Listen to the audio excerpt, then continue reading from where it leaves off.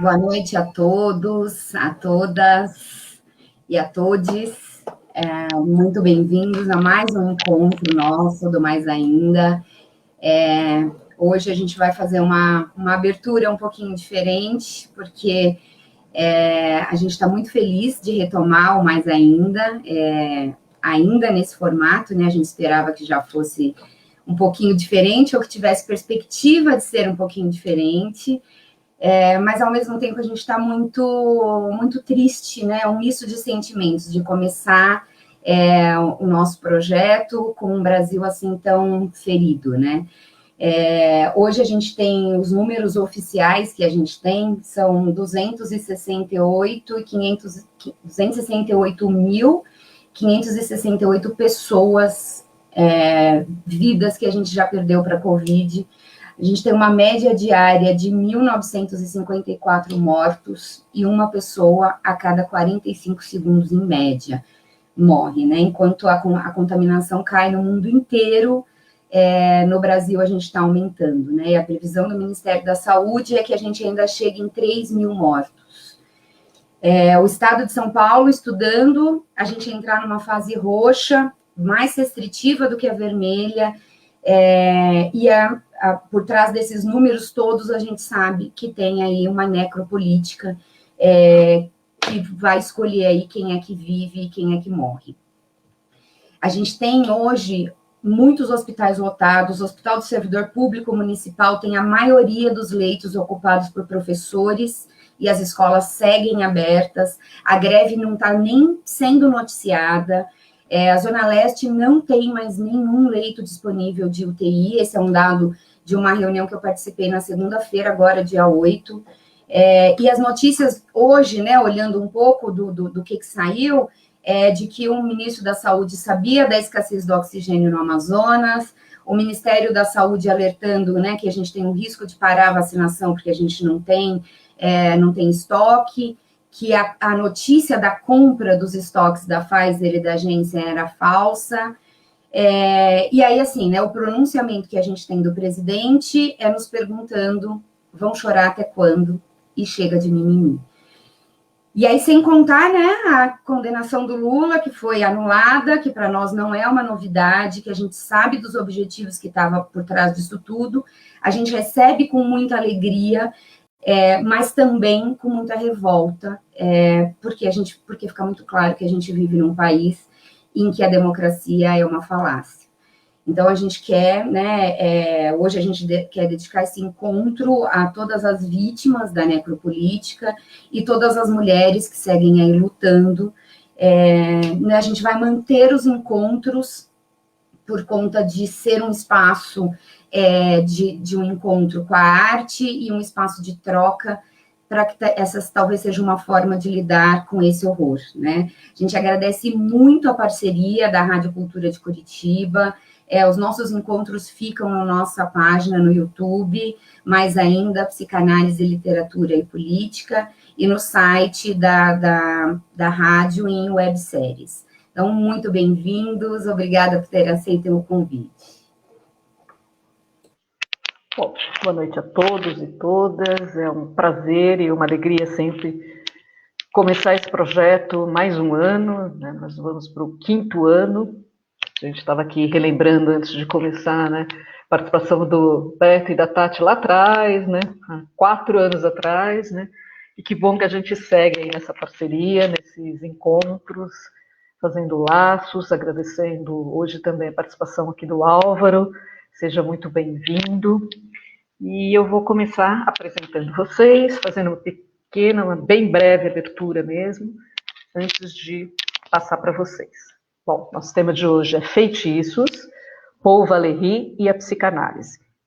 Então, com a gente aqui hoje, Tatiana Assad, que é psicóloga, psicanalista, membro do Fórum do Campo Lacaniano de São Paulo, membro da Escola de Psicanálise dos Fóruns do Campo Lacaniano, doutora em Ciências Médicas pela Unicamp e pós-doutorado em Psicologia Clínica pela USP.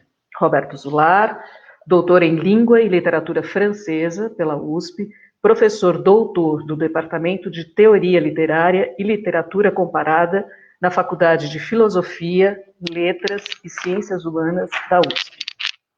e o Álvaro Faleiros, que é professor livre-docente de literatura francesa da USP, poeta e tradutor.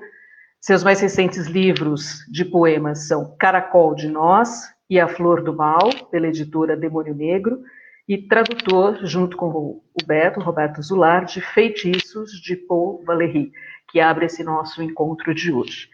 A gente vai trabalhar esse tema a partir de 3 eixos, né, que eu chamei de 3 tempos: poesia e psicanálise, poesia e tradução, poesia, luto e resistência.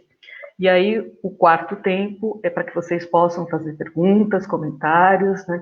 A gente sempre promove esses encontros para que a gente possa realmente conversar com vocês.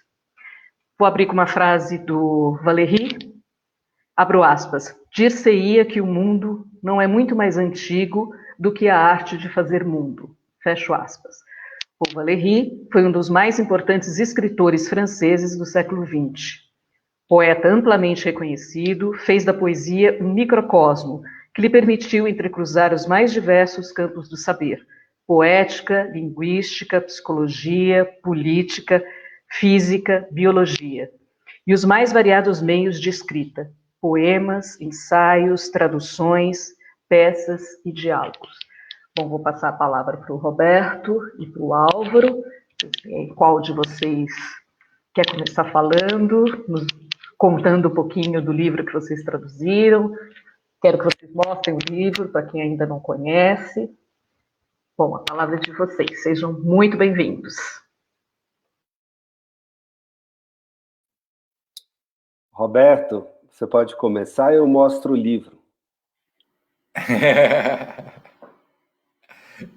Legal. Esse é o livro que, por praticamente 8 anos, né, eu e o Álvaro traduzimos, discutimos, fizemos os prefácios, tentamos entender a relação dessa tradução com a história da tradução do Valéry no Brasil, tentamos entender o lugar do Valéry na poesia brasileira, né, que rendeu um longo pós-fácil, né, ao livro.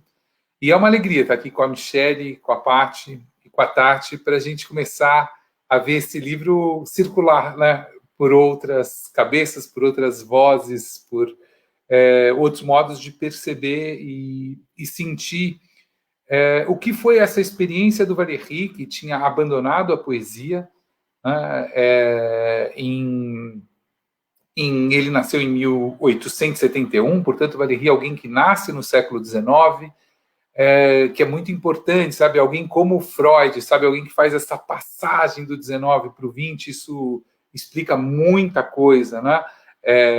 Do tipo de démarche, né, valeriana no tratamento da poesia e das questões que ele tratava.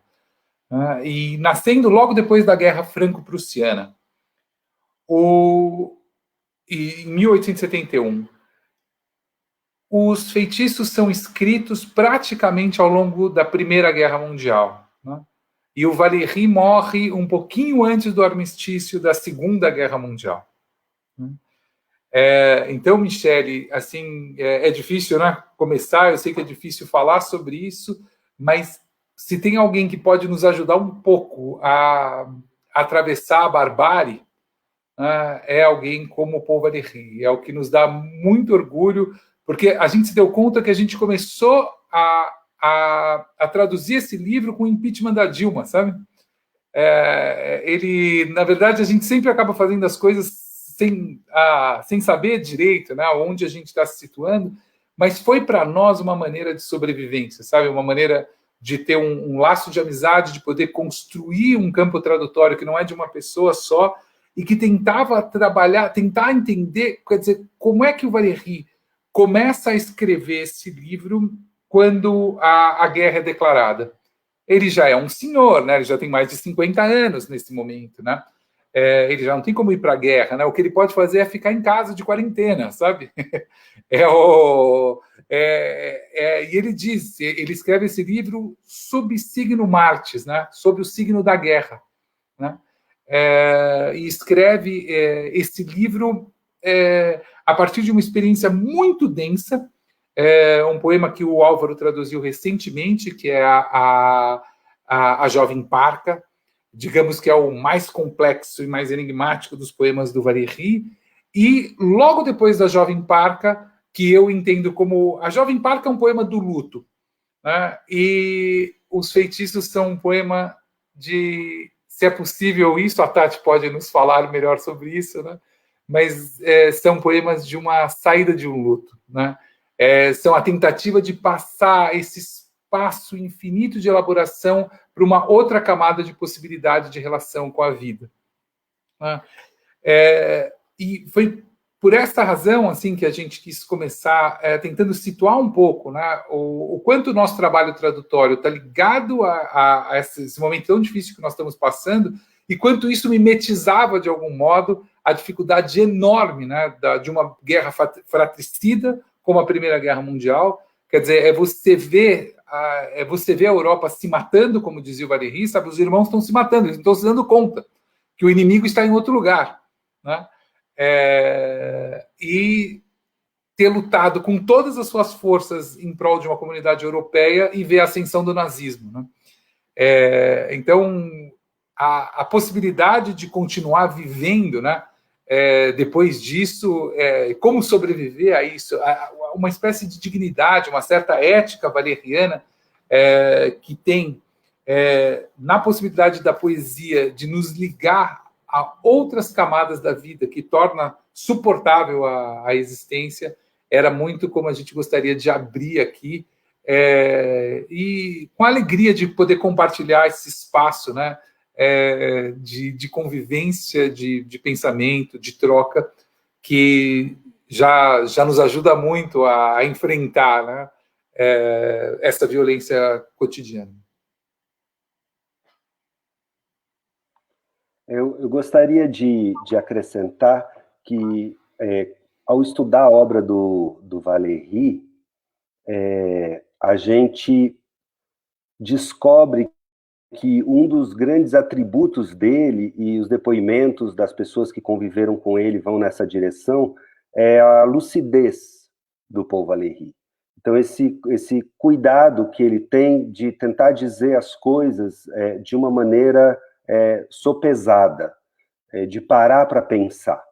E para nós, durante esses 7 anos de trabalho, que coincidiram com esse momento tão trágico da história do país, foi uma oportunidade também de parar para refletir, para pensar o que fazer com as ruínas dessa Europa, no caso dele, e nós com essas ruínas da nova república, o que fazer com elas e como poder também entender as diferentes camadas de tempo e de história que estão envolvidas na construção de uma civilização, seja ela qual for, ou de uma civilidade. E, nesse aspecto, conviver com o Valéry durante esse período foi muito enriquecedor e até apaziguador, em certo sentido, diante da tragédia, porque nós estamos diante do inominável, mas, ao mesmo tempo, temos a necessidade de dizer. E é nessa tensão que se move, no meu entendimento, o pensamento, a poética do Paul Valéry, e, nesse sentido, ela nos parece, né, Roberto, muito importante como um dos pontos possíveis para a gente tentar pensar as dimensões do viver, apesar da tragédia. Tati, vamos para o primeiro tempo agora?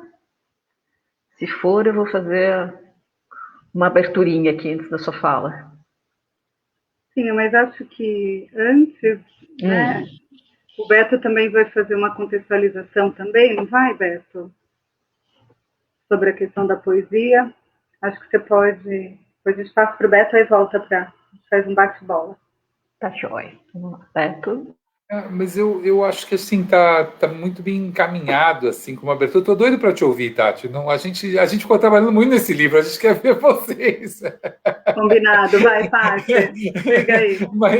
Mas o que eu diria é só confirmando assim, o que o Álvaro falou, né, a capacidade da poesia de criar um espaço simbólico, né, de que outras formas de existência sejam possíveis. Né?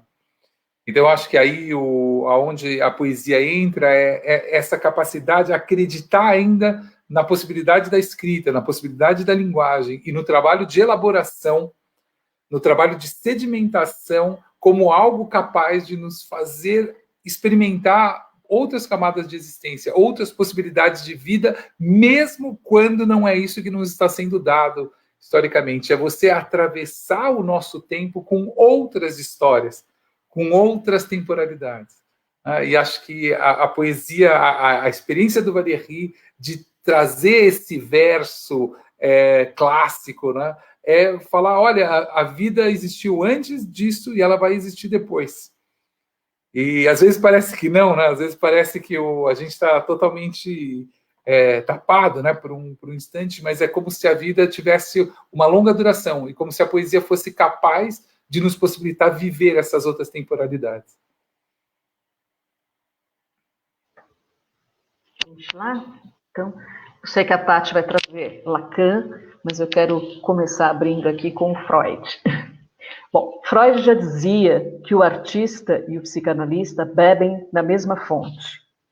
Freud considera que o ponto em comum entre arte e psicanálise está no fato de que as duas trabalham com o mesmo objeto, o inconsciente, embora cada um com seu próprio método. Poesia. Poesia é ato, é costura, é tessitura, é traço, é ranhura, é atravessamento, é memória, é resistência, é litoral, é borda, é savoir-faire, é ressonância, é tentar dar conta disso que escapa, que a poesia vem em socorro? Tati. Bem, boa noite a quem nos ouve. E me sinto muito feliz de estar retomando com vocês neste momento tão difícil para todos, né, em que a voz pode desenrolar e ocupar um outro espaço e uma outra forma e um outro instante, um outro lugar. Né? Então, agradeço imensamente aí a presença de quem nos ouve e a presença de quem nos fala. Né?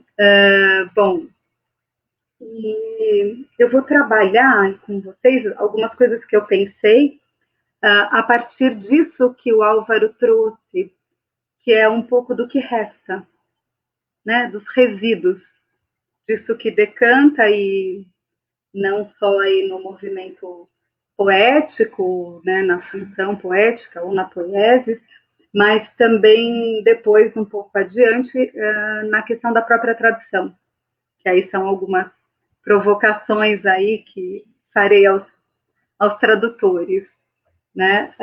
Bom, mas, então me sinto disse para o Beto hoje que estou completamente apaixonada pelo Valéry, então me sinto exatamente no banquete que o Valéry escreve lá na década de 20, trazendo uma conversa entre o Sócrates, o Erisímaco, o Fedro, falando de uma dançarina, em que o tema principal aí da cena é a alma e a dança, para poder pensar no movimento. Então, me sinto justamente saindo desse lugar paralisante, amarrado, atordoante, mortificado, em que a gente se encontra, do vermelho ao roxo, embora o vermelho pode ser muito bom, né? Nesse momento sabemos também, mas acho que tem um gesto aí que o banquete, esse banquete que o Valéry recupera do Platão, me autoriza aí a falar. Então, eu fiz um corte na minha fala, um primeiro momento dela, e, assim, peço licença, sobretudo, para o Roberto e para o Álvaro, que são sumidades aí em Valéry, e eu sou uma iniciante leitora, diante da minha humildade aqui, vou arriscar alguns passos no doce ser e não ser passo, né? Como bem marca a tradução de vocês. Bom, então, o primeiro momento que eu acho que interessa aí para a gente poder pensar e convidar um pouco aos ouvidores a adentrarem a leitura do Valéry, eu estou arriscando uma aproximação ou uma presença do Valéry no texto do Lacan. Né? Então, é um risco que eu estou correndo, né? Isso não é explícito em Lacan. Né? Tem uma passagem especialmente que o Lacan convida o Valéry na escrita, então isso está nos escritos dele, ele traz um poema do Valéry, que eu vou mostrar para vocês, e 2 outros momentos em que eu aposto que é com o Valéry que ele está falando, de algum modo, né, para estar trazendo aí para provocar uma vontade, um movimento, como a dançarina, como esse ato poético, inclusive, para que a gente possa se movimentar em trabalhar e ler o Valéry, que, de fato, é absolutamente interessante. Então, eu dividi em 3 momentos que eu escolhi no texto do Lacan, existem outros, mas, bom, eu não tenho gás para isso, e a ideia era fazer um resumo dessa ideia, depois o Beto e o Álvaro vão me dizer se, sim, eu estou em muitas elucubrações.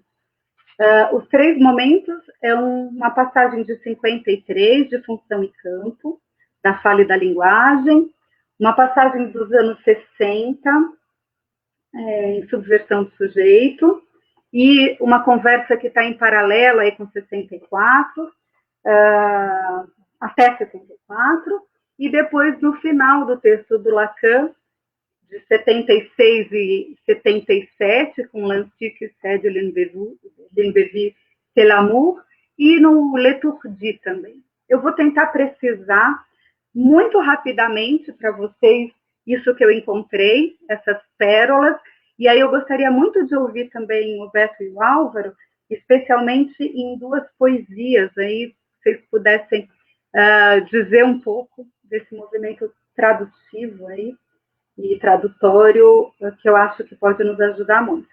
Bom, em Função e Campo, é muito legal, o Lacan ele começa o texto dizendo algo precioso e que eu acho que tem uma conversa tanto com Sócrates, com Aristóteles, e com Valéry também, e que aparece depois lá no final do texto. E ele diz assim, ó, a arte do analista deve consistir em suspender certezas do sujeito, até que se consumam suas últimas miragens. É no discurso que se deve expandir-se a resolução delas. Lacan vai falar isso em Função e Campo, bem no começo, e ele traz toda uma apresentação para que vocês que não conhecem o texto que estão nos ouvindo, o Lacan está trazendo toda a conversa do inconsciente estruturado como uma linguagem na sua releitura freudiana do Unbewusst, do inconsciente.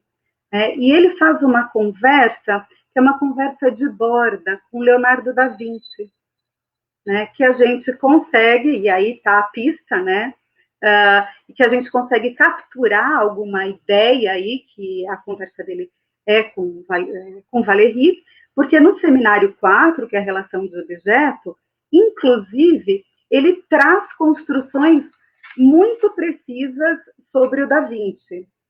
Eu vou a elas e depois eu volto a essa ideia. Então, ele vai dizer, né, que o Da Vinci interroga a natureza como um outro que, ao mesmo tempo, não é um sujeito, mas cujas razões é possível ler. Então, ele traz uma construção do Da Vinci dizendo: a natureza está cheia de infinitas razões que jamais estiveram na experiência. E aí ele abre toda essa conversa de função e campo, tentando fazer essa intersecção, ou essa intersecção não, esse questionamento do que é natureza, do que é cultura, para poder pensar desse sujeito quebrado nas suas próprias certezas.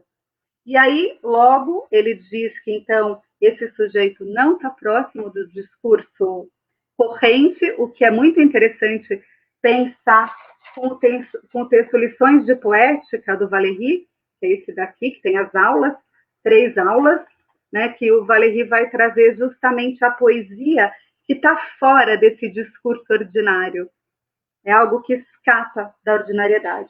Bom, só indo um pouquinho mais adiante para vocês saberem, e aí ele vai perguntar, então, o que acontece que a pergunta que deveria ser sui je, isso sou, passa no sujeito da modernidade para c'est moi.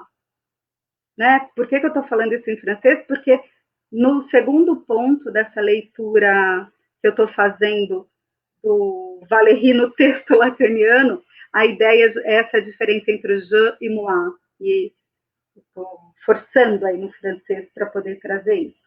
Bom, então ele vai dizer que tem um problema aí no homem moderno e ele está questionando a questão, o estatuto da natureza. E ele começa a trazer a psicanálise questionada aí como um elemento científico, como ciência, e ele empresta os elementos da formalização e da matemática para isso. O que imediatamente nos surpreende, porque o Lacan faz isso, termina um subcapítulo e abre com um poema do Valéry.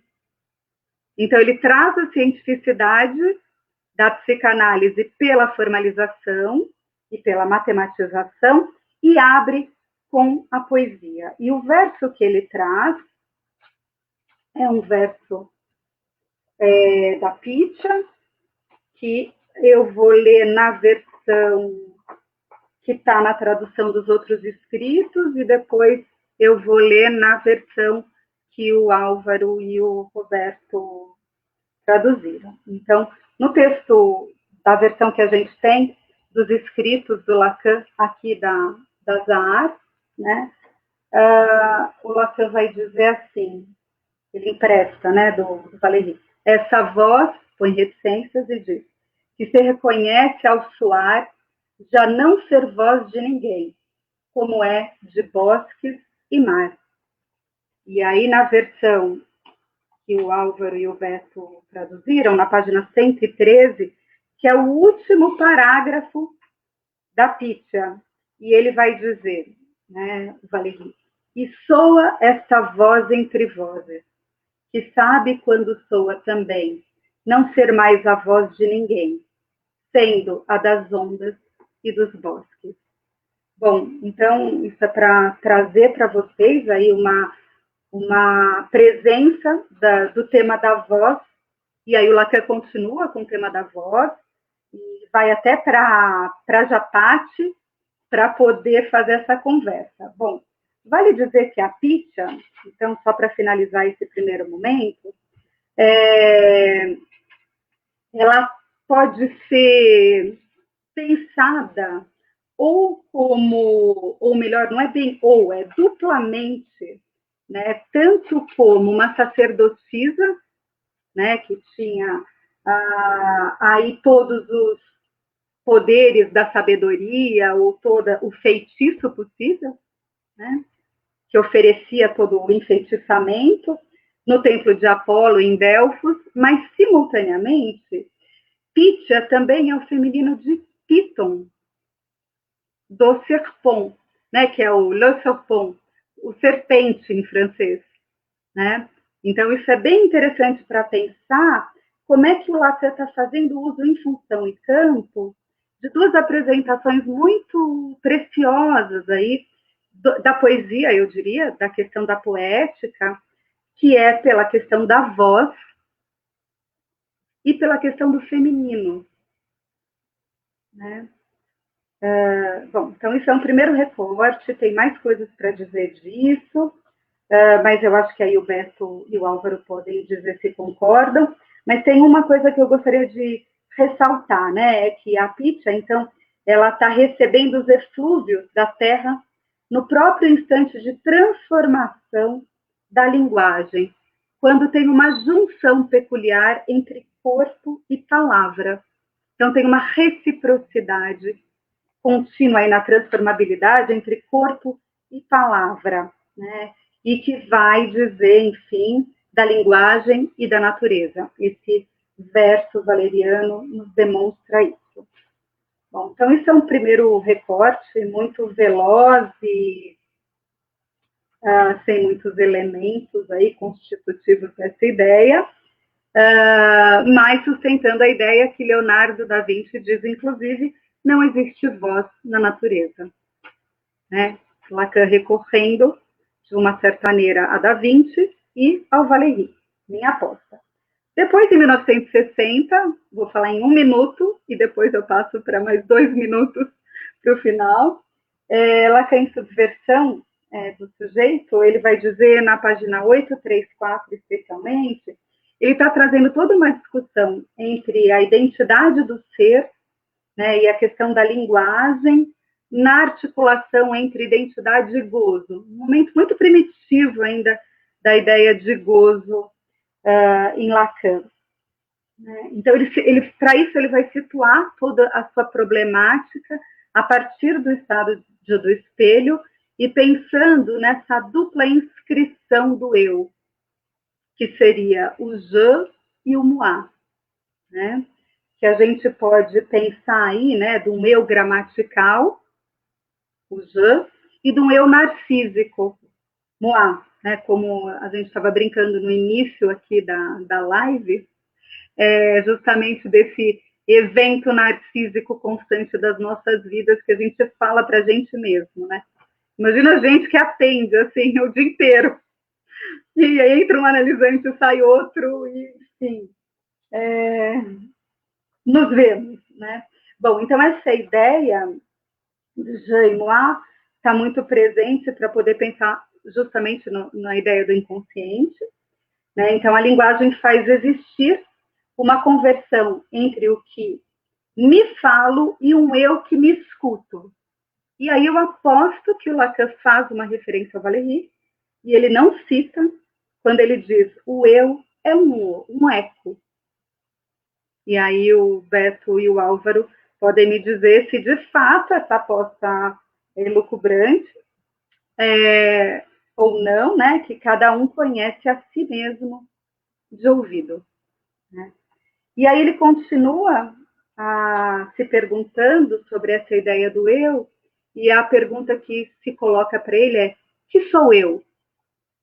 Né? No sentido de je. E, mais uma vez, na minha escuta, ele chama o Valéry, dizendo: que sou eu?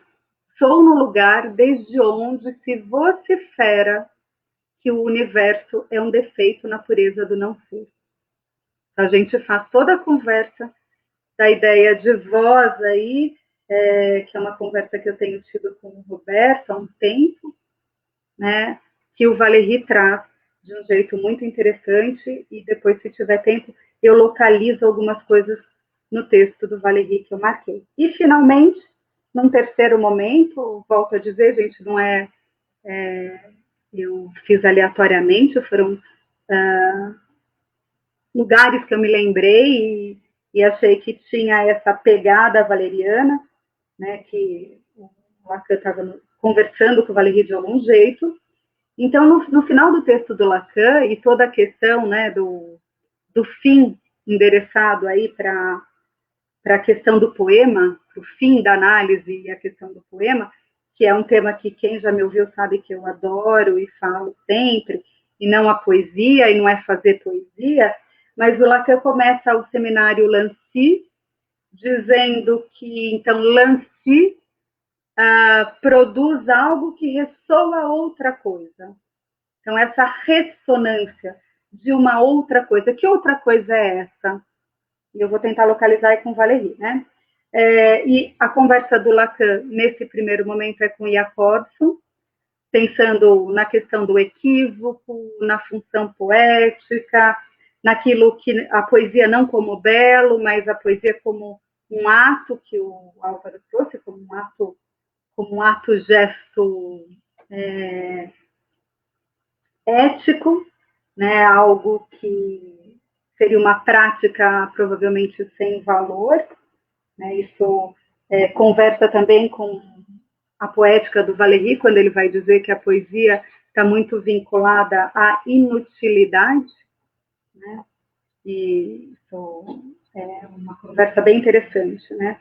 Então, o Lacan vai trazer algo que passa, eu diria, das ressonâncias semânticas da interpretação em função e campo, né, para um projeto de criação interpretativa na instância da letra, para ele depois debruçar na função poética como tendo um duplo sentido, né, um efeito de significação.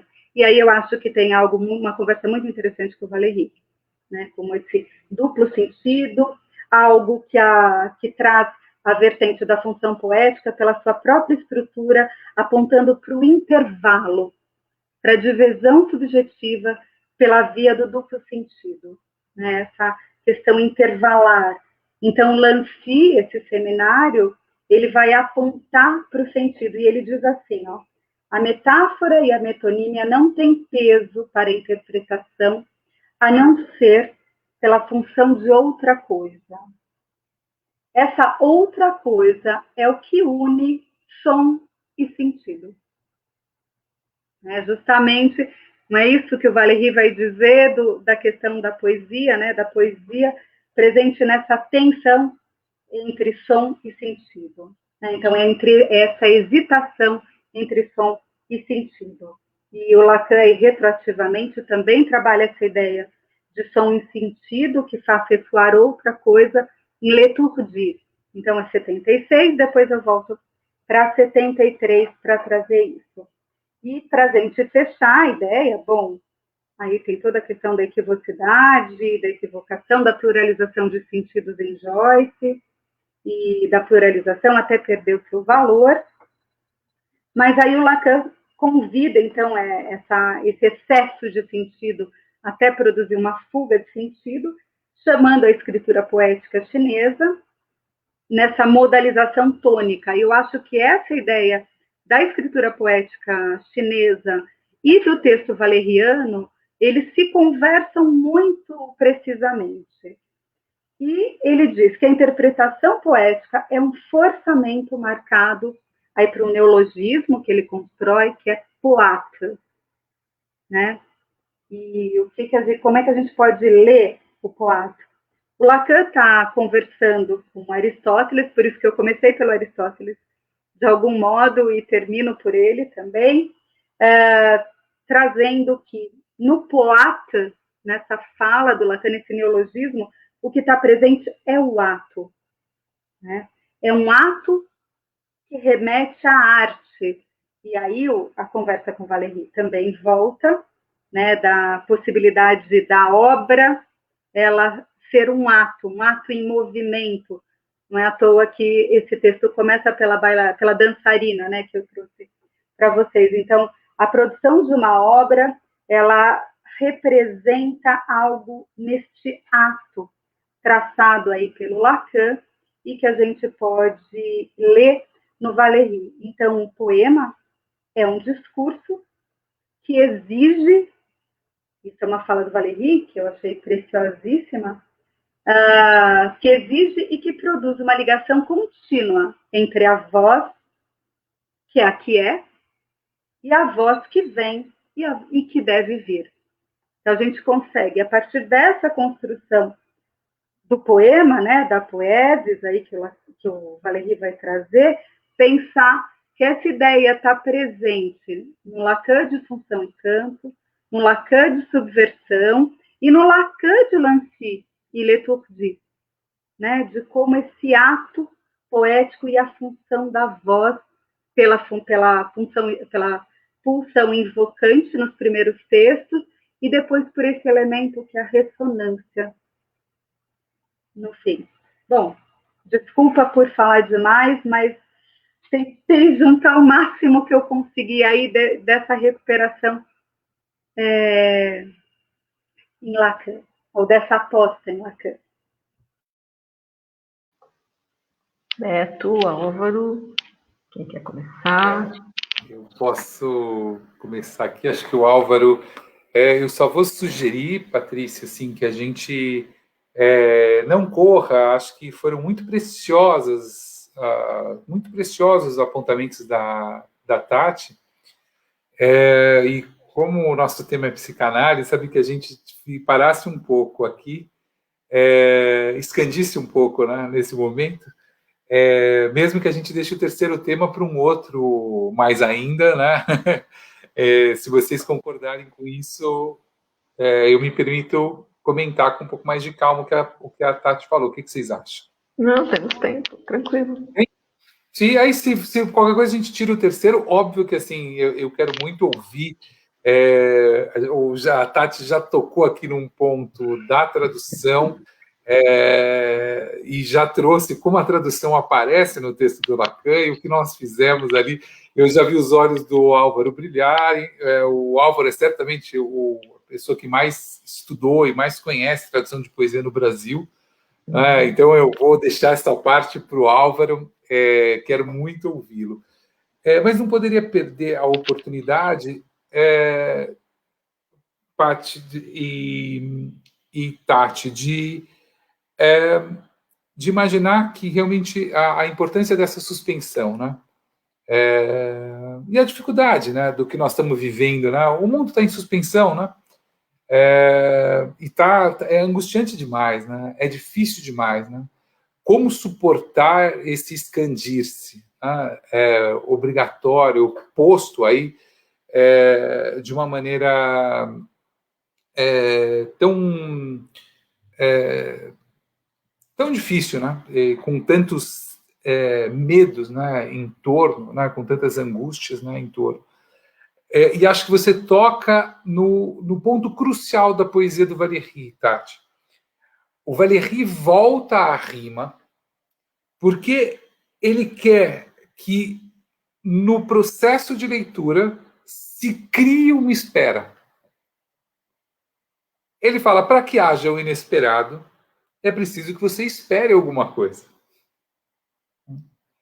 E esse é um ponto muito sutil, né, do trabalho, por exemplo, de transferência. Estou falando agora da minha experiência, mas assim, o que significa essa espera? O que significa essa expectativa? O que significa aguardar a pontuação do outro? Né? O que significa esse corte? Né? O que significa a possibilidade de que essa expansão seja feita de maneiras que estão ao seu insu, né? ao que te escapa. Né? E a possibilidade da poesia de fazer com que outras camadas de sentido e de experiência venham à tona a partir dessa relação com a expansão. Então, você já de cara me coloca assim, uma das razões cruciais pelas quais o Valéry opta por usar um verso clássico. Né? Ele opta por reagir a essa tentativa contemporânea, moderna, de responder à imediatidade dos fatos. Né? Lembrem que o Claro Enigma começa com uma epígrafe do Valéry, Claro Enigma do Drummond, né? Talvez o livro mais importante da poesia brasileira, né? Ou um dos. E a epígrafe é: os fatos me enfadam. A frase do Valéry, ou os fatos me entediam, né? Les événements m'ennuient. Né? Mas a frase do Valéry é: os fatos me entediam, os fatos me enfadam. Porque os fatos me entediam. Os fatos são a espuma das coisas. Mas o que me interessa é o mar. Eu acho que aí você coloca assim, essa é a dinâmica valeriana. Como sair dessa espuma das coisas, da imediatidade, da velocidade, do culto do instantâneo, do novo, e fazer ressoar essas camadas históricas mais lentas, essa longa duração, né? Aumentar o tempo, né? Aumentar o espaço de equivocação, aumentar o espaço de suspensão, aumentar o eco interno. Né? Eu espero nisso o eco da minha grandeza interna. Quer dizer, é trabalhar nesse espaço de espera aonde o que você ouve em eco, mesmo na relação mais íntima com a própria voz, é absoluta estranheza. O Valéry dizia assim, quando eu falo eu, aquele que fala eu e o que escuta eu já são duas pessoas. O Valéry tinha muitas frases, você pegou muito bem, Tati, o problema. O Valéry falava, eu não é quem fala, eu é quem escuta. Ele falava assim, ouço, logo escrevo. Que é uma das que eu mais gosto, né? Ouço, logo escrevo. Quer dizer, que é essa capacidade de estar, né, nesse lugar de onde você se torna um estranho de você mesmo. Onde a poesia obriga, ao invés de cravar o lugar de enunciação daquele que fala com a imagem narcísica dele mesmo, ela crava exatamente um espaço de distanciamento. Segunda razão do Valéry usar o verso métrico. Ele te obriga a sair de você, a falar distante de você, a obrigar você a articular a linguagem a partir de uma zona de organização que é totalmente estranha ao seu funcionamento cotidiano e normal. Então, você abriu, assim, falando da suspensão, falando do eco e da equivocação, todo esse campo de espera que está em jogo na hesitação prolongada entre o som e o sentido. E aí você, assim, a gente caminha entre a psicanálise, como você comentou, estou maravilhado, né, de ver essas citações do Lacan, né, por exemplo, desse poema que para nós, né, o Álvaro vai falar disso em breve, que é a Pitya. É um dos poucos poemas não traduzidos, né, desse livro. Né? Um dos poucos não, assim, mas o principal poema de maior peso, né, do livro, que não tinha sido traduzido, é Entre o Cemitério Marinho, O Esboço de Serpente e Fragmentos do Narciso. Né? Esses são os 4 poemas que estruturam o livro, né? Mas a Pitya não tinha sido traduzida. E eu lembro de comentar isso com o Álvaro pegou o poema e ali a coisa... ele foi tomado assim por uma paixão e nós passamos muito tempo a traduzir a quantidade de versões daqueles 4 últimos versos, Tati, é um negócio impressionante, porque eles são realmente muito difíceis, né? De que voz se trata? Quer dizer, como que nesse momento, né, essa voz entre vozes que sabe quando soa também não ser a voz de ninguém, como das ondas e dos bosques. Cara, do que o Valéry está falando? Aí você me coloca aqui com o Lacan e eu fico assim, cara, realmente, o que está em jogo aqui? Né? Não há uma voz da natureza? A voz está no campo da linguagem ou está no campo da natureza? Há uma razão da natureza? O método científico, ele dá uma voz para a natureza que a nossa voz não alcança?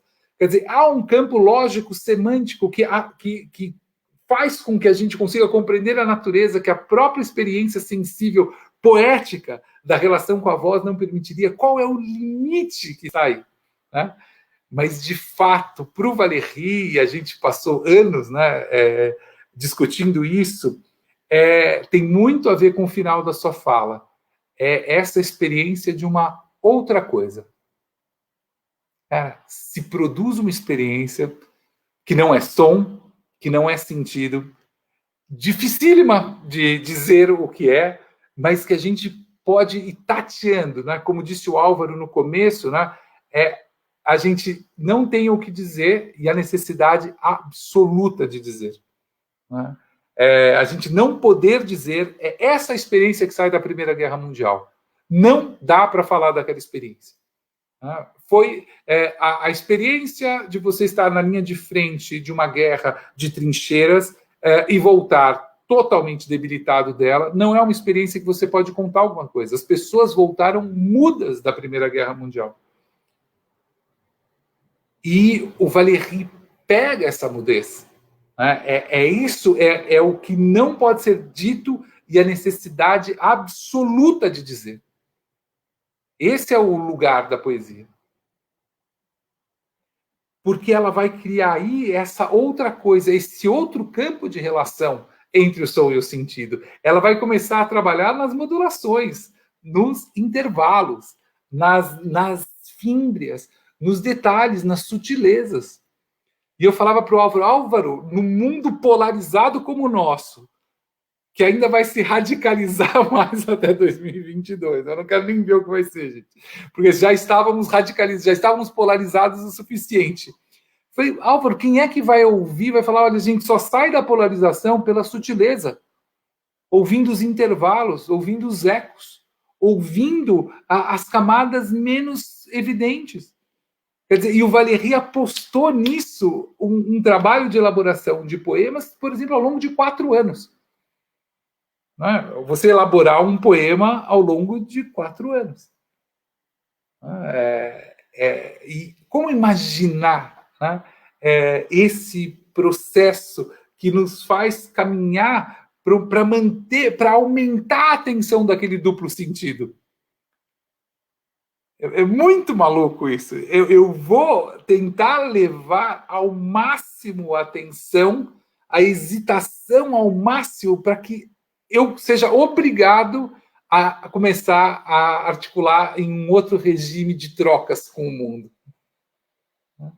Então, muito da dificuldade da leitura desses poemas é porque eles, às vezes eu tenho a impressão, traduzindo, tenho a impressão lendo, como se entre mim e o mundo se criasse uma outra camada, que não é mundo, não é fala, não é linguagem, não é o que está no papel. É como se, de repente, tivessem outras camadas no mundo, sabe? Uma coisa meio de feitiçaria mesmo. Mas é uma feitiçaria muito própria, né? Uma feitiçaria muito valeriana, né? Que me fascina. E eu estou doido para passar a palavra para o Álvaro, já falei demais, mas não posso deixar só de comentar. A minha fala, na verdade, o meu comentário termina um pouco por aí, né? por essas camadas outras entre você falar e o outro, entre a nomeação e a invocação, sabe? Essas camadas outras, entre as micro-variações da voz, sabe? As micro-entonações.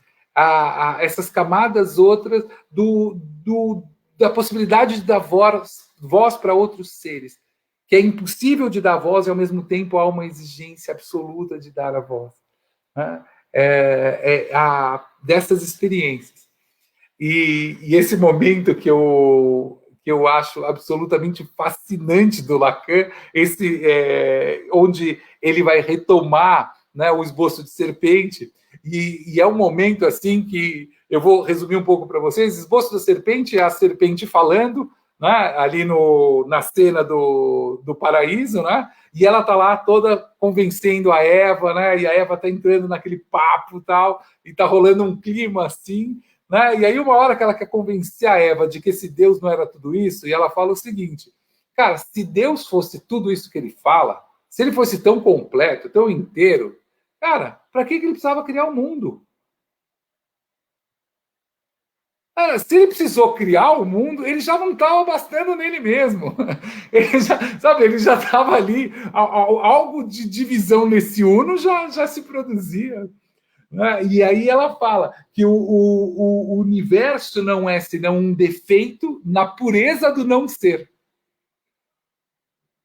Se você quer pureza, né, é a pureza do não ser. Ou como traduziu Drummond, nada é de natureza assim tão casta que não macule ou perca sua essência no contato furioso da existência.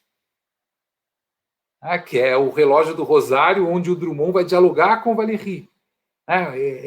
Nada é de natureza assim tão casta, né, que não perca sua essência no contato furioso da existência.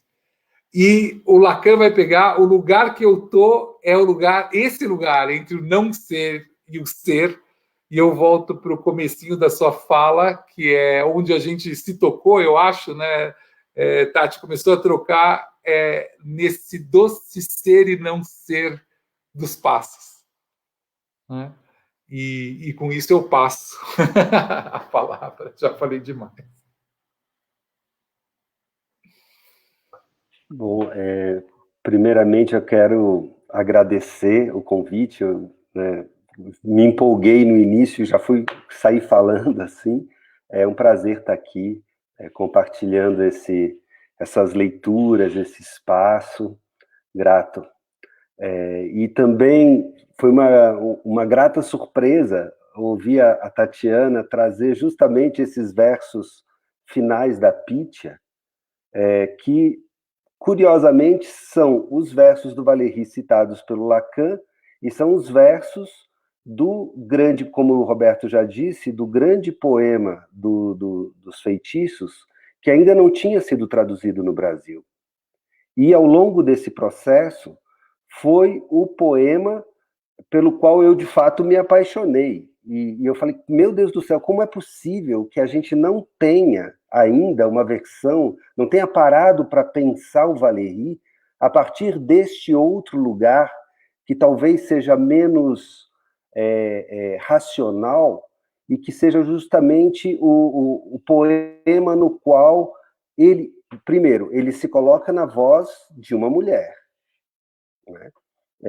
Eu acho que isso também já é um dado interessante. Ele opta, né, por, nesse momento em que ele vai falar do sacrificar-se, do doar-se, do deixar de ser um eu só para si e passar a ser um eu para os outros também, né, e também com os riscos que nesse espaço sacrificial a gente corre, de se desfazer dentro dessa doação, né, que também é sempre uma tensão entre o continuar sendo um e, ao mesmo tempo, passar a ser alguém para o outro, né? E eu acho que nesse poema ele vai tensionando esse lugar a partir de uma voz de mulher. Eu acho isso absolutamente fascinante. E o Valéry, que tem sido traduzido essencialmente por homens, e que ao longo do tempo foi sendo assimilado recebido a partir desse lugar, desse olhar masculino, tenha sido justamente este poema, o poema que foi esquecido, ou que não foi escutado. E aí entra essa questão central da voz, que justamente nesse finalzinho que o Lacan escolhe, justamente ali está essa ideia de que existe uma voz que você só escuta se você silenciar a sua própria voz. E aí você entra nesse espaço da escuta, que é fundamental. E é por isso que, ao longo do livro, também a gente nota uma série de variações de lugares de fala, de posições enunciativas. E isso é muito difícil de perceber se você não parar realmente para escutar esse deslocamento de vozes e, às vezes, de tom que não são necessariamente estridentes, mas que, de uma maneira muito sutil, vão se apresentando ao longo do livro. Então, de fato, o Valéry opera nesse limite entre a poesia e a filosofia de um modo muito peculiar, porque justamente ele está operando também com essa memória do poema, da métrica, da rima, da escolha das métricas. Ele, ao longo do livro, vai explorando todo o espaço da tradição métrica, que é a tradição da respiração da própria língua, dos modos de produzir sintaxes mais concisas, mais alargadas. A cada poema, quando a gente ia traduzi-lo, é como se a gente tivesse que começar do zero, porque a experiência da tradução do poema anterior não dava conta das questões que o novo poema trazia.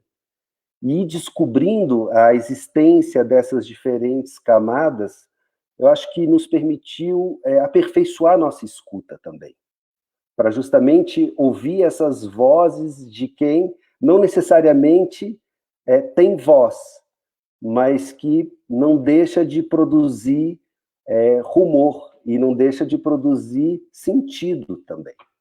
Eu acho que isso... Por isso que a hesitação precisa ser prolongada. Você não pode tentar resolver uma tensão profunda de uma maneira ligeira. Ela exige tempo, É um pouco como o próprio processo psicanalítico. Você não consegue resolver determinadas questões se você não voltar a elas a partir de diferentes pontos de vista, a partir de diferentes lugares de enunciação, e é nesse processo de escuta que você vai elaborando as questões mais profundas. Eu acho que o Valéry está operando bastante dentro desse espaço. Então, traduzir Valéry foi uma experiência especialmente desafiadora. A gente avançou e desistiu várias vezes até se convencer de que era possível chegar ao fim do livro. E isso, inclusive, com longos silêncios também durante o processo. Às vezes de meses sem conseguir poder falar daquilo ou se debruçar sobre aquilo até que as questões tivessem amadurecido internamente para que pudessem ser tratadas como texto, ou no texto, ou nessa tradução. Bom, eu acho que para começar, essa questão central da voz aí se coloca, eu acho, a partir, essencialmente, desse desejo do Valéry de produzir espaços de escuta. Eu acho que isso é fundamental. E do tempo que exige, determinadas experiências exigem para que elas possam, de fato, serem elaboradas. E acho que essa variação das formas, a variação das posições enunciativas, estão bem resumidas nesses versos que o Lacan captou e que, curiosamente, eles foram citados também numa resenha que saiu no Globo essa semana, e eu falei para o Roberto, veja só que beleza, a resenhista ela se concentrou naqueles versos que eu considero os versos mais importantes do livro, que sintetizam a questão central do livro, que é essa variação de posições e da necessidade de escuta para que você possa captar essa variação. E são exatamente os versos que o Lacan cita explicitamente do Valéry. Acho que essa incidência, essa coincidência é fascinante, é enfeitiçante.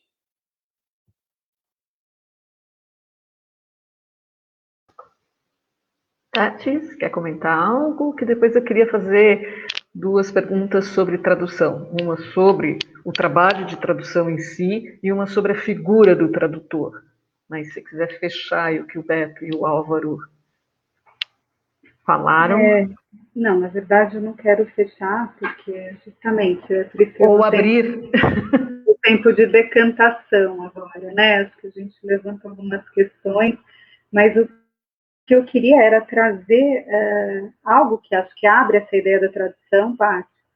Se você me permite ler aqui algo que o Valéry traz e que eu acho que vai nessa conversa direta aí com o Beto, com o Álvaro, com o Lacan, com essa questão dessa função do poema mesmo, e que também diz respeito à questão da tradução e ao que estamos vivendo.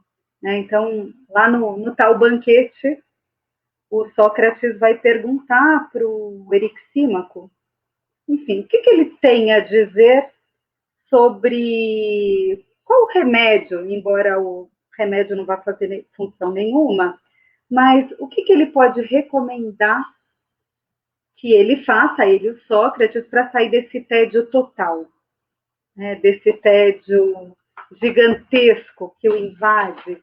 Estou tentando achar aqui a página, deixa eu pegar para ler para vocês exatamente bonitinho, que nem o Sócrates está dizendo. E aí ele pergunta, esse tédio absoluto, o que eu posso fazer para sair desse tédio absoluto? Nada mais é em si que a vida inteiramente nua, quando ela se encara claramente. E aí o Eryxímaco vai colocar que é preciso a embriaguez. E ele vai trazer o ódio, vai trazer o amor, como forma possíveis de sair disso. E aí ele diz assim, que dentre todas as formas de embriaguez, a mais nobre e a mais oposta ao grande tédio é a embriaguez causada pelos atos.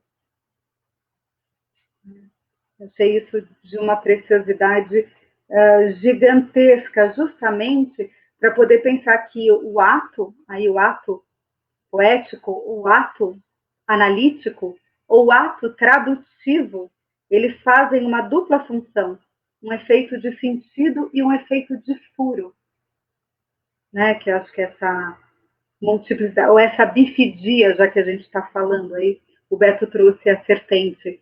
Então, essa bipartição da língua, nessa ideia mesmo, né, do ato, e aí a minha pergunta vai também um pouco por aí, como pensar, então, a tradução nessa dupla vertente de sentido e de furo, enquanto ato. Né? Acho que era um pouco que eu queria começar a conversar para depois pensar, evidente, em outras possíveis modulações tradutivas.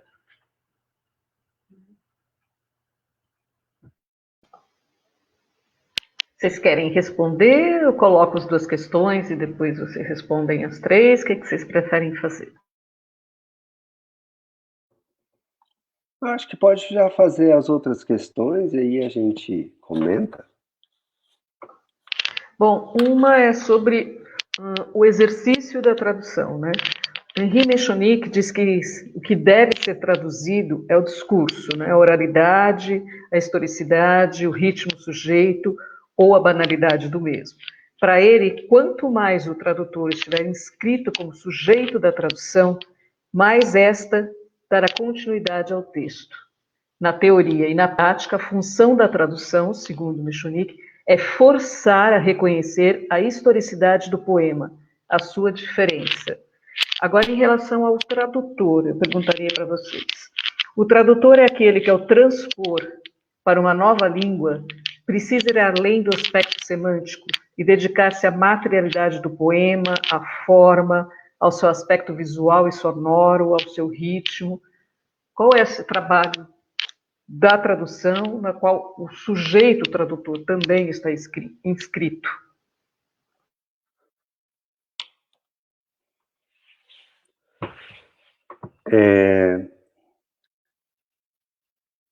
Eu gosto muito do pensamento do Mechonic e eu acho que, de fato, ele é um dos pensadores que mais avançou dentro de uma certa perspectiva da tradução, justamente por pensar esse sujeito que traduz, que exercita, que se dedica, que poetiza, que fabrica a partir da tradução, como sendo um sujeito na história e na linguagem, e produzindo um campo de construção de sentidos em relação.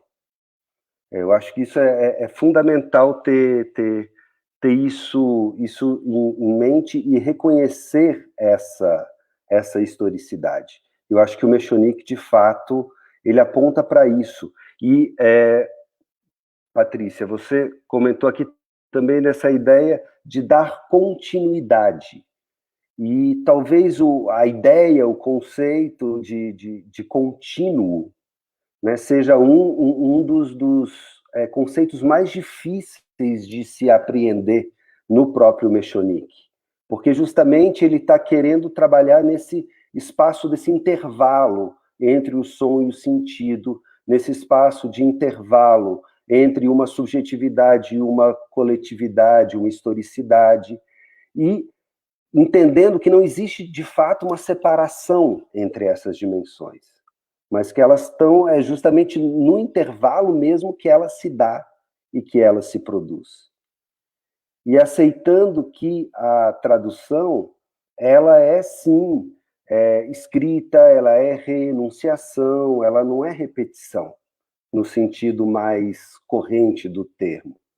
Ela é uma repetição com variação, e é nesse espaço da variação que o sentido vai sendo deslocado, reproduzido, reescrito, reinventado.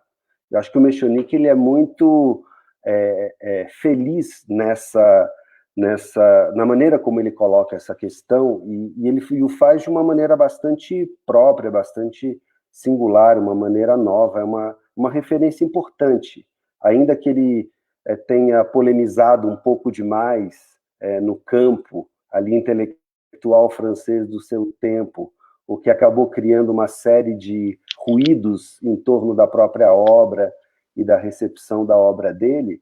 Ele conseguiu recolocar essas questões em termos bastante peculiares, e tendo o poema como o paradigma desse modo de funcionamento da linguagem e da tradução como o espaço de reescrita e de desenvolvimento até de uma consciência sobre a historicidade do gesto da escrita e do gesto da leitura também.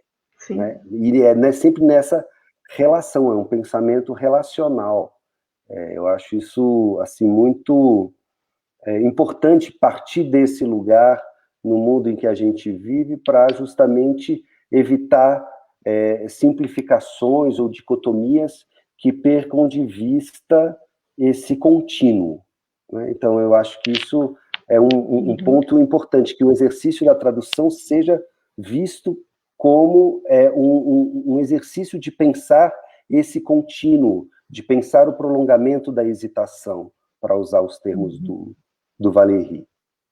E me parece que até a dificuldade, ou não sei se dificuldade, a escolha do Mechonic de não sistematizar demais o seu próprio pensamento, o que torna a leitura dele, às vezes, muito difícil, se deve a essa consciência de que uma estabilização muito enfática, ela corre o risco de matar justamente o contínuo, que é o que mais interessa a ele.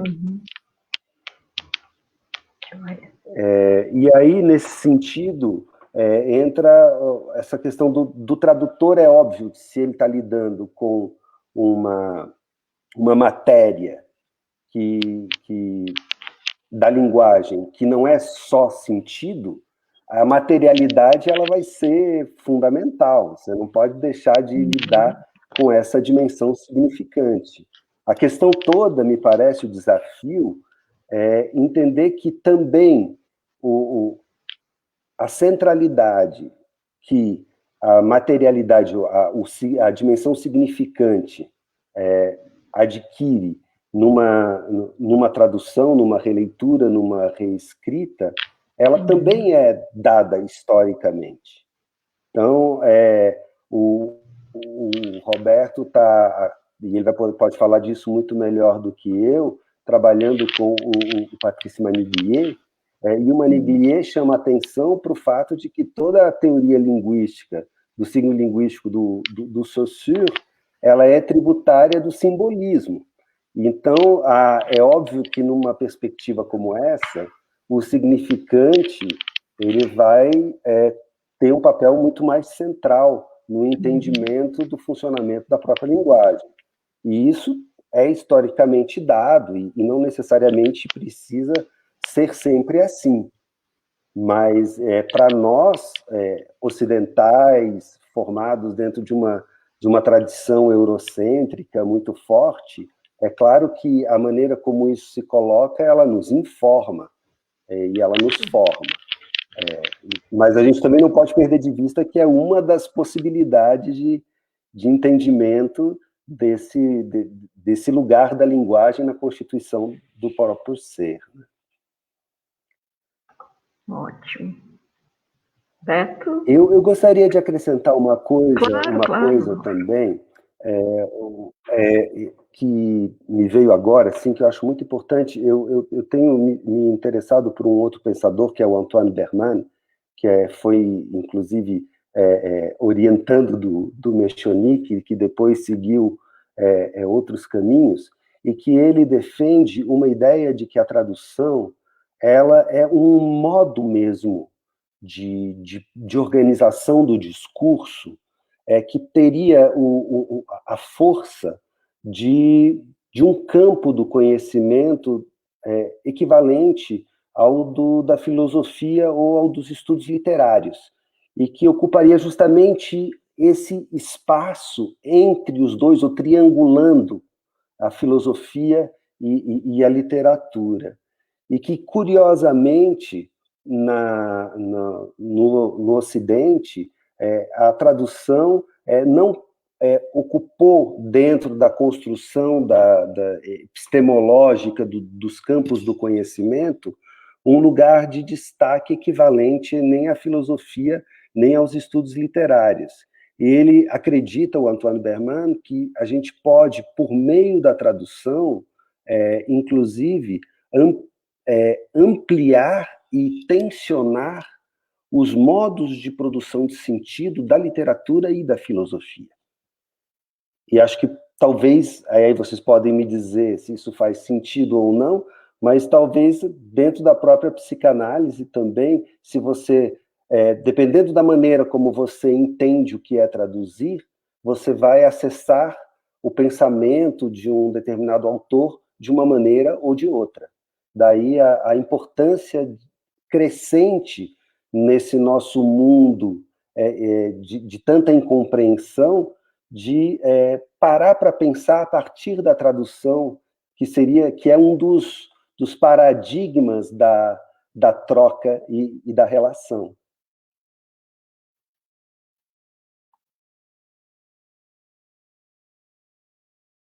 Roberto? Neto? Puxa, eu não tenho muito a acrescentar, assim, eu estou um pouco preocupado com o tempo, assim, não sei se a gente tem perguntas, mas um ponto que é rápido, o que a gente tentou fazer, assim, se a gente fosse tentar pegar aí a deixa que você deu do Michonic, com a da Tati, do sentido e do furo, né, com essa língua dupla, né, foi tentar não hierarquizar nenhum dos parâmetros constitutivos da experiência do poema.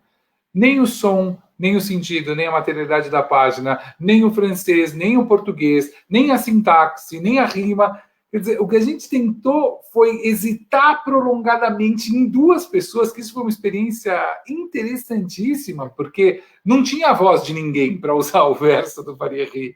Né? O resultado desse livro é um campo de ressonâncias. Né? E a gente foi trabalhando esse estranhamento entre nós, foi muito divertido, até uma hora perceber. Hoje eu já não tenho mais ideia de quem traduziu a grande maioria das coisas. Às vezes eu vejo, por quê? Porque a gente foi tentando não hierarquizar mesmo as nossas vozes. Então é tentar manter o máximo de hesitação, mas aqui eu quero manter a sintaxe. Não, mas aqui é muito importante o aspecto filosófico. Aqui é importante a sonoridade. E a gente foi tentando manter o máximo de hesitação até falar, cara, depois de anos de trabalho, a gente conseguiu realizar um ato, que é essa tradução, um ato tradutório que conseguiu chegar nesse campo de tensões. E é o que a gente abre para vocês, né? E continua, como disse a Tati, com novos atos, né? Como o Álvaro gosta muito de dizer, com novas retraduções, né? Não vai ter uma tradução só. Como a tradução ela tem essa historicidade, a gente está sempre retraduzindo. Foi um trabalho de quanto tempo de tradução? Olha, foram mais de 7 anos. Começou em 2010, foram 7 anos e alguns, mas foi muito tempo, com muitas idas e vindas, com muitos momentos em que a gente achou que era impossível traduzir o livro todo, eu mais que o Álvaro, porque, puxa, traduzir poemas que o Augusto de Campo traduziu, sabe, que o Ferreira Goulart traduziu, sabe, não, tem uma hora que você se sente assim, você fala, caramba, será?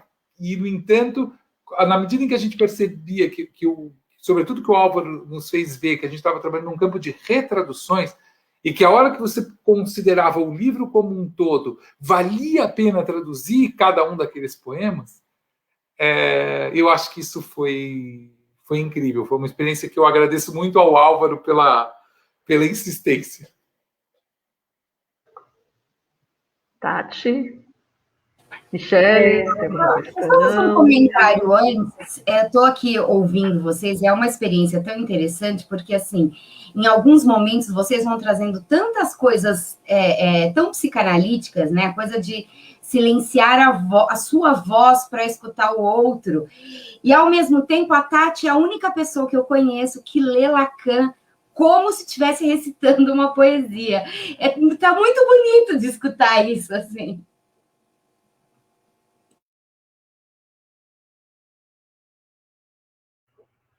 Eu queria... Tô rindo aqui. Mas só para poder dar um pitaco aí nessa questão da tradução, né, e fazer uma relação aí para a gente fechar isso, salvo a lindeza desse trabalho que o Roberto e o Álvaro fizeram, e o livro ficou maravilhoso. Eu disse para o Beto hoje que eu estou diante de uma inibição, mas ao mesmo tempo um movimento desejante que é de resenhar o livro, que eu estou entre o som e o sentido, aí no intervalo possível, mas está muito bonito mesmo. Mas o que eu queria trazer é justamente a tradução posta também no campo psicanalítico. Não nesse sentido, né? O Álvaro trouxe de traduzir um autor, seja Freud, seja Lacan, mas eu queria dizer duas pequenas coisas. Uma delas é que, bom, nascemos já num processo de tradução, porque quando o bebê vem ao mundo sem palavras, sem entrar de fato na linguagem, nessa situação de natureza, aquele que cuida dele faz uma tradução daquilo que perceptivamente é atravessado por ele. Então, acho que esse é um movimento, um gesto muito precioso mesmo, que é como a mãe, o pai, o cuidador, pouco importa, traduz, verte em palavras aquilo que está no lugar do inominável ainda. Então, isso acho que é um movimento muito interessante e bonito para pensar. E aí me ocorreu, Álvaro, a partir da sua fala, algo que é muito interessante mesmo, e tem uma conversa muito brilhante aí com o Lacan mesmo, que é justamente o efeito da interpretação. A interpretação é uma tradução, né? Então, interpretar é traduzir. E a gente, mais uma vez, pode encontrar uma dupla inscrição dessa interpretação. Uma delas é via articulação significante, justamente tudo que você acabou de dizer sobre a materialidade do poema, né, onde, de fato, há um prolongamento do sentido, há um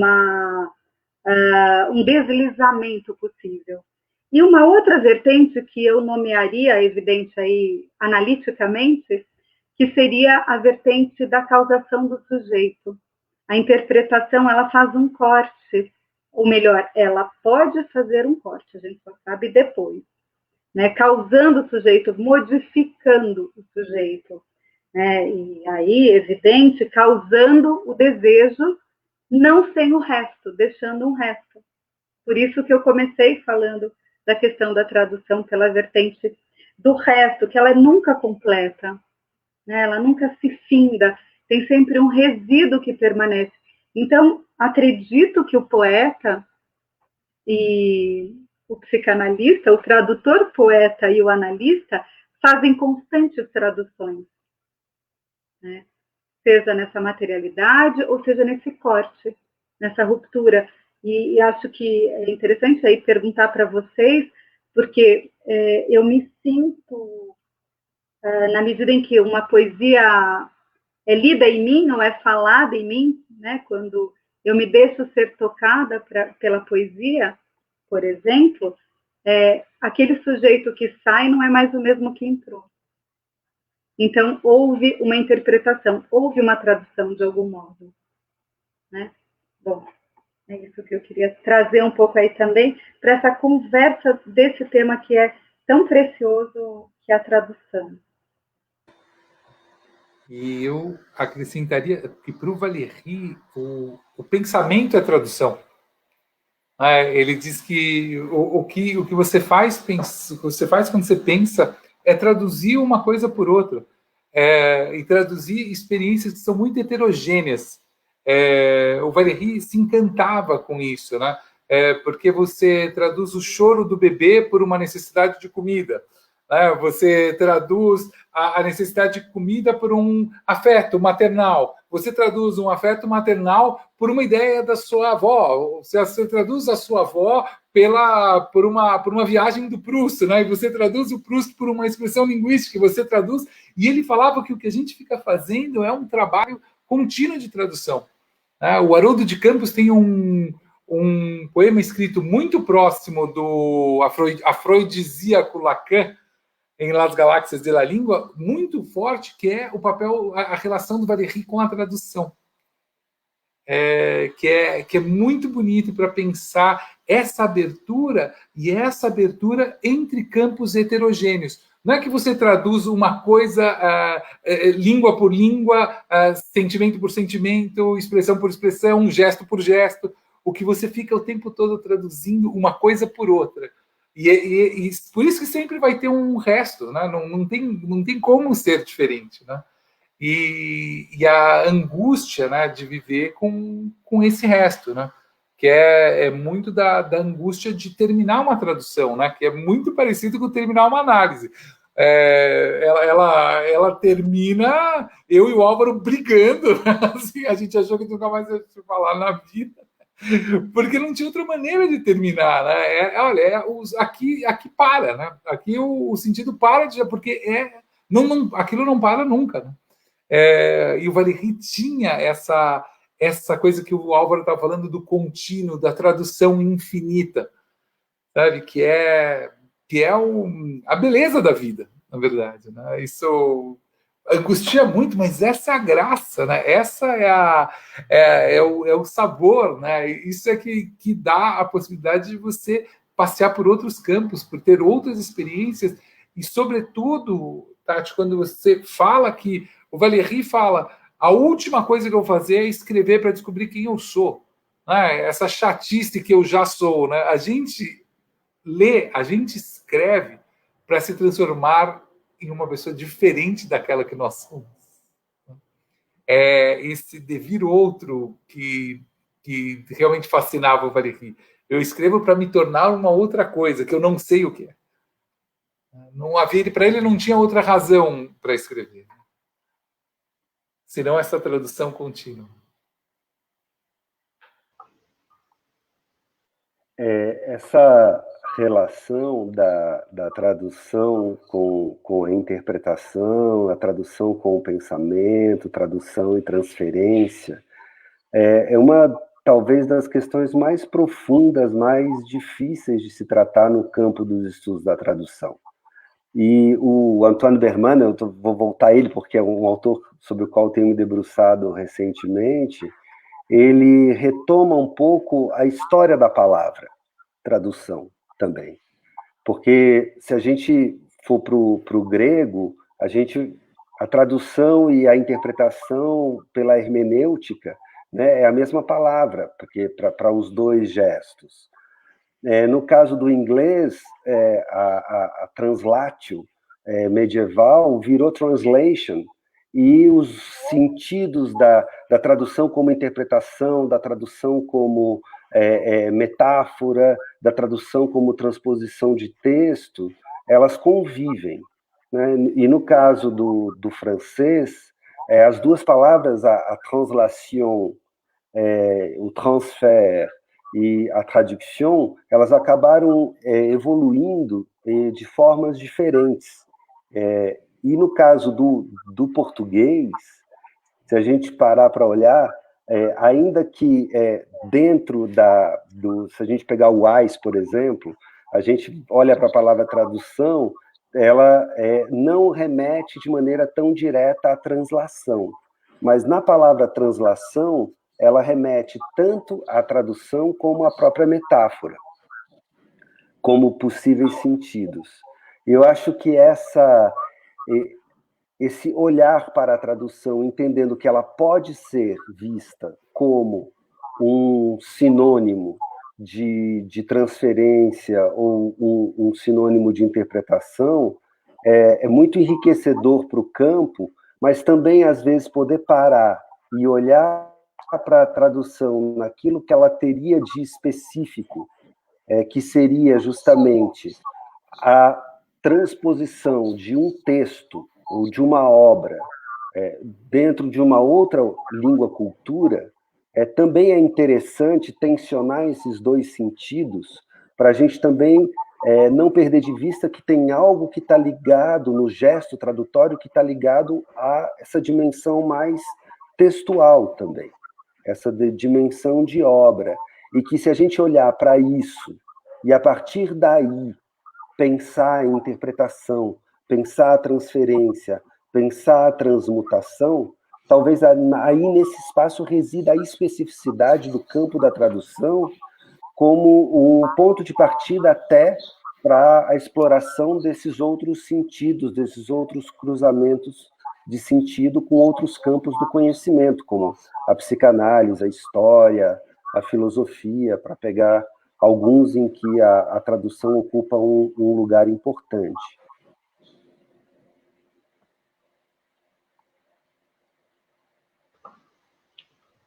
Tati, considerações finais, Michele, teria alguma questão?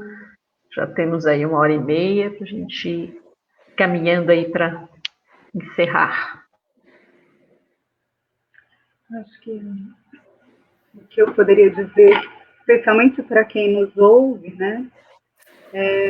Bom, essa experiência de ler Valéry, ou de deixar-se ser tocada pelo texto do Valéry, pela poética valeriana, traz consequências interpretativas na escuta. Eu tenho experimentado isso, né? Acho que a poesia faz essa função, né? Mas essa experiência de ler Valéry, Bárbara, eu recomendo, não é porque o Álvaro e o Beto estão aqui, né? O Samuel da Iluminuras, mas é justamente porque é de fato, eu acho, e isso é verdadeiramente isso que eu sinto, que tem algo importante para ser lido e retirado do Valéry, né, que nos serve clinicamente. Né, esse poema do fim, esse poema no fim do processo analítico, isso que tanto a gente vai mastigando, essa função da voz e da ressonância, que eu brinco, né, que é a função da ressoprância, tem algo do sopro que aparece aí nesse intervalo e que devemos, eu acho que essa fidelidade ao Valéry, ao texto valeriano, é fundamental que voltemos, né? Tenho achado uma excelente aposta analítica, né? Não literária, mas analítica. Então, agradeço imensamente o texto, livro, obra de vocês, né? E essa conversa que tenho feito com o Beto, eu diria que não há 8 anos, mas bem uns 6 anos, eu acho, né, Beto, que a gente tem conversado e traçado aí esse palco aí da poética, que é fundamental para os analistas, esse mastigamento das palavras, o uso e a forma com que as palavras surgem nos intervalos e na sonoridade, no sentido, enfim. Agradeço muito, Álvaro, estou muito contente de te conhecer. Saber que você existe. Prazer. Obrigada, Michele. Obrigada, Paty. Obrigada. Vamos encerrar com uma poesia, gente? O que vocês escolheriam do Valéry para ler? Quem quer ler? Queria que vocês mostrassem o livro aí novamente para as pessoas aí se sentirem motivadas Roberto, a lê-lo. Lê os passos. Era essa que eu ia pedir, Álvaro. Eu ia falar, leiam os passos. O Roberto lê lindamente esse poema. Lê. Antes dos passos, eu só queria voltar para o começo, Michele, quando você falou da necropolítica, né? E a visão que o Valéry tinha um pouco dessa percepção, né? De O Valéry era alguém que dizia que as civilizações, nós sabemos agora, são mortais, e elas se matam, elas são suicidas. Sabe, a experiência da França com a Alemanha, sabe, a própria experiência francesa, são experiências, sabe, genocidas que eles viveram assim na pele, né? É incrível, porque a gente tem muito a aprender disso, porque isso é possível, sabe? De repente a coisa ela se solta, sabe? Ela vai para um campo de violências e de tensões, né? E o Valéry falava assim: a paz é uma guerra que admite atos de amor e de criação no seu processo. Ela é, então, algo mais complexo e mais obscuro que a guerra propriamente dita, como a vida é mais obscura e profunda que a morte. Chega de necropolítica, né?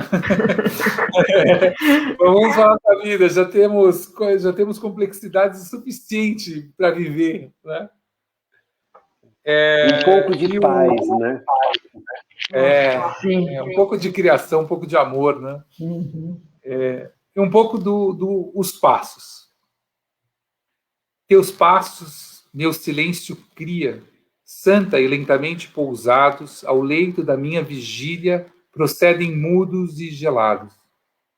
Ente puro, vulto divino, são doces teus passos contidos.